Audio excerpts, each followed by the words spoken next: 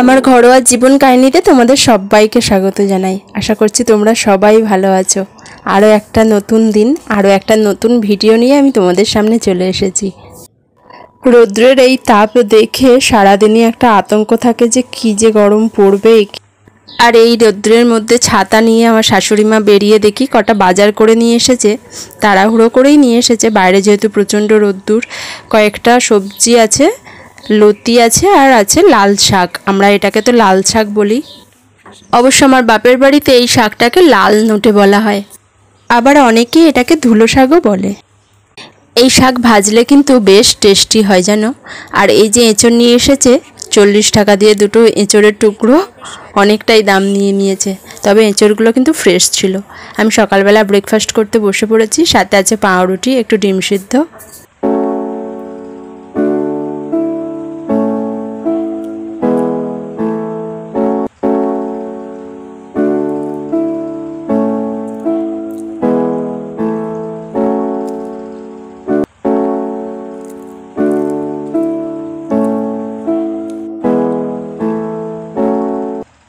কাঁঠালি কলাগুলো কিন্তু ভারী মিষ্টি ছিল, তবে ভিতরে একটা দুটো দানা পেয়েছি। এইগুলোই দেশি কাঁঠালি কলা। এই কাঁঠালি কলা খাওয়া কিন্তু ভীষণ উপকার জানো। আমার কর্তামশাই তো নিয়ে আসে বাড়িতে। বাবা তো কাঁঠালি কলা দিয়ে এই রুটি খেতে বেশি ভালোবাসে, তাই সবাইয়ের জন্যই নিয়ে আসে। এদিকে আমি রান্নাঘরে চলে এসেছি। একটা পাকা আম ছিল, সেই আমের চাটনি করব বলে। দেখি অবশ্যই এই আমটা পাকা ছিল না, কাঁচা আমই গরমে একটু হলুদ হয়ে গেছে। তাই এই আমটাই ভাবলাম একটু চিনি দিয়ে ফুটিয়ে নিই। এতে আমি একটু পরিমাণ মতো লবণ আর একটু সামান্য হলুদ দিয়েছি, আর পরিমাণ মতো চিনি দিয়ে দেব। এর সাথে অন্য কিছুও দেওয়া যেত, কাজু কিশমিশ দেওয়া যেত, তাহলে একটা সুন্দর চাটনি তৈরি হয়ে যেত। কিন্তু আমি এতে কিচ্ছুই দেবো না, ফোড়নেও কিছু দিইনি। জাস্ট একটু চিনি দিয়ে আর পরিমাণ মতো জল দিয়ে শুধু নেড়ে নেব। আর এই গরমে আমের টক, আমের চাটনি খেতে তো ভীষণ ভালো লাগে। আমাদের বাড়িতে তো আমরা সবাই পছন্দ করি। এতে আমি সামান্য পরিমাণ জল দেব, বেশি জল দেব না, কারণ পাতলা করে করব না। এটাই আবার ঠান্ডা হলে বসে যাবে, যতটা পরিমাণ জল দেব ততটাই টেনে যাবে। আমি এতে সামান্য একটু পাতিলেবুর রস দিয়ে দেব, কারণ যে কোনো চাটনিতে আমার লেবু লেবু গন্ধটা বেশ ভালো লাগে। আর এইদিকে মোটামুটি আমার চাটনি কমপ্লিট। চাটনিটা এবার নামিয়ে নেব। তারপরে আমি একটা সোয়াবিনের রেসিপি বানাবো, সেটা পুরোপুরি আমার নিজস্ব রেসিপি। লেবুর রস একটু দেওয়ার পরেই আমি কিন্তু চাটনিটা নামিয়ে নেব। দেখতেও যেমন সুন্দর হয়েছে, খেতেও কিন্তু ভারী টেস্টি। তোমরা একবার বাড়িতে বানিয়ে দেখো। এটা ঠান্ডা হলে আমি তোমাদেরকে দেখাবো কিভাবে বসে গেছে। এদিকে আমি সোয়াবিনটা বসিয়ে দিলাম। সোয়াবিনটা শুধু জলে সিদ্ধ করে নেব। আর ছোটো ছোটো সোয়াবিন যেহেতু তাড়াতাড়িই হয়ে যাবে। শুধু সিদ্ধ হয়ে গেলে সামান্য পরিমাণ এতে একটু দুধ ঢেলে দেব, তারপরেই আমার এই তরকারিটা তৈরি হয়ে যাবে। আমার তো এই গরমের মধ্যে এইরকম সিম্পল রান্না খেতে ভীষণ ভালো লাগে। আমার মতো যাদের ভালো লাগে সিম্পল রান্না খেতে, তারা এইভাবে ট্রাই করে দেখতে পারো, ভালোই হবে। কিন্তু এতে সামান্য পরিমাণ মতো লবণ আর একটু চিনি দিয়ে দেব।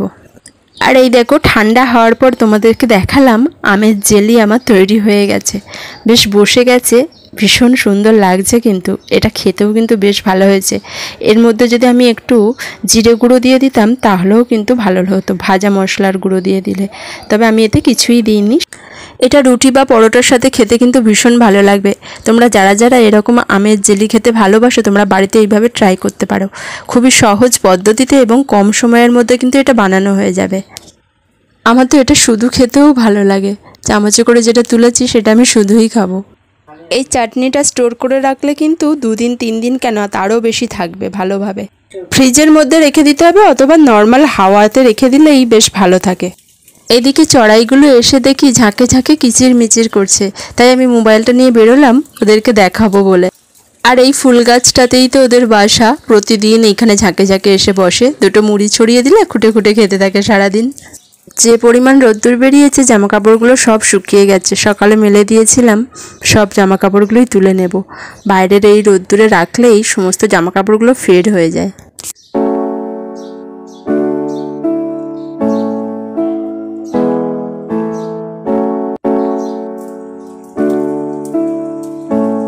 আর পাশের বাড়ির দোতলার দেওয়ালে এই ডুমুর গাছটা কিভাবে হয়ে আছে দেখো, কত ডুমুর হয়ে আছে কিন্তু গাছটায়। দুপুরবেলা আমি খেতে বসে পড়লাম।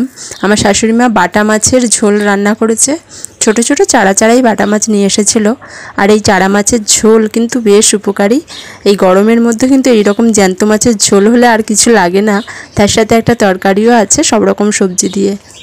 আর এখন সব কিছুতেই সজনে ডাঁটা আমাদের দেওয়াই হয় মাছের ঝোলে এবং তরকারিতে, কারণ সজনে ডাঁটা আমরা খুব ভালো খাই।